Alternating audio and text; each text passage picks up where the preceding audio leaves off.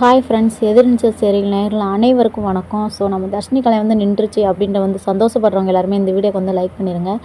So நம்ம வந்து தர்ஷினி கல்யாணம் வந்து நின்றுச்சு இல்லையா? ஸோ அதனால் நம்ம குணசேகரன் பார்த்திங்கன்னா ரொம்ப வந்து ஒரு கடுப்பில் வந்து டென்ஷனாக பார்த்திங்கன்னா உட்காந்துருக்காங்க. உட்காந்துருக்கும்போது பார்த்திங்கன்னா இங்கே வந்து நம்ம 4 சிஸ்டர் ஜனனி, அப்புறம் ஈஸ்வரி, நந்தினி, ரேணுகா இவங்க 4 பேர் வந்து பேசிக்கிட்டு இருக்காங்க. எப்படியோ வந்து தர்ஷினி கல்யாணம் வந்து ஒருபடியாக நல்லபடியாக நின்றுச்சு அப்படின்ற மாதிரி வந்து ரொம்ப வந்து ஹாப்பியாக வந்து பெருமூச்சு வந்து விடுறாங்க. அப்படி விட்டுட்டு இருக்கும்போது பார்த்திங்கன்னா ரேணுகாவுக்கு வந்து ஒரு கால் வருது. என்ன கால் அப்படின்னு பார்த்திங்கன்னா நம்ம கதிர் தான் வந்து ஃபோன் அடிக்காப்புல. ஃபோன் அடித்து என்னாச்சு, அங்கே பிரச்சனைலாம் எப்படி வந்து போயிட்டுருக்கு, கல்யாணம் எதுவும் நடந்துச்சா அப்படின்ற மாதிரி வந்து பேசுகிறாங்க. பேசுனோன்னு பார்த்திங்கன்னா ரேணுகா வந்து ஒவ்வொன்றா வந்து எடுதுன்னு சொல்கிறாங்க. ஸோ இந்த மாதிரி இப்படிலாம் நடந்துச்சு, இப்படிலாம் வந்து பண்ணோம் அப்படின்ற மாதிரிலாம் வந்து நிறைய வந்து பேசுகிறாங்க. ஸோ ஒரு வழியாக வந்து தர்ஷினி கல்யாணம் வந்து நின்றுச்சு அப்படின்ற மாதிரி வந்து கதிர்ட்டு சொல்கிறாங்க. ஸோ கதிருமே பார்த்திங்கன்னா ரொம்ப ஒரு ஹாப்பியாக வந்து சந்தோஷமாக வந்து இருக்கிறாங்க. சரி அப்படின்ட்டு வந்து இருக்கும்போது இங்கிட்டு பார்த்திங்கன்னா ஈஸ்வரிக்கு வந்து ஒரு ஃபோன் வருது. என்ன ஃபோன் அப்படின்னு பார்த்திங்கன்னா நம்ம ஜீவானந்து கூட போய் நம்ம தர்ஷினி வந்து சேர்ந்துட்டாங்க அப்படின்ற மாதிரி வந்து பேசுகிறாங்க.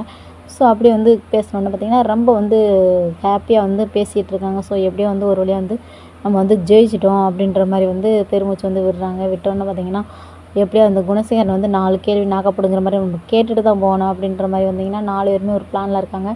ஸோ சரின்ட்டு 4 பேருமே உள்ளே வந்து போகிறாங்க. உள்ளே போயிட்டு பார்த்திங்கன்னா கேட்குறாங்க, இனிமேலாம் உங்களுக்கு வந்து பயப்பட முடியாது, உங்களுக்காக நாங்கள் இனிமேல் வாழவே மாட்டோம், இனிமேல் எங்களுக்காக எங்கள் குடும்பத்தை தான் நாங்கள் பார்க்க போகிறோம் அப்படின்ற மாதிரி வந்து நினைக்கிறாங்க. அப்படி நினைக்கும்போது பார்த்திங்கன்னா குணசேகர் வந்து என்னடா நம்ம பேச அப்படின்ற மாதிரி வந்து யோசிக்கிறாங்க. ஏன்னா இவர் தான் பார்த்திங்கன்னா தோற்று போய் உட்காந்துருக்காரே, அப்புறம் அவரால் வந்து என்ன பேச முடியும், ஒன்றுமே பேச முடியாதுல்ல. அதனால் வந்து அவர் கம்முன்னு வந்து உட்காந்துருக்காரு. என்ன தான் நம்ம தோற்றாலும் அசிங்கப்பட்டாலும் நம்ம கம்பீரியமாக தான் உட்காரணும் அப்படின்றக்க வந்து நம்மள தும்முறா ஜம்முன்னு வந்து உட்காந்துருக்காரு.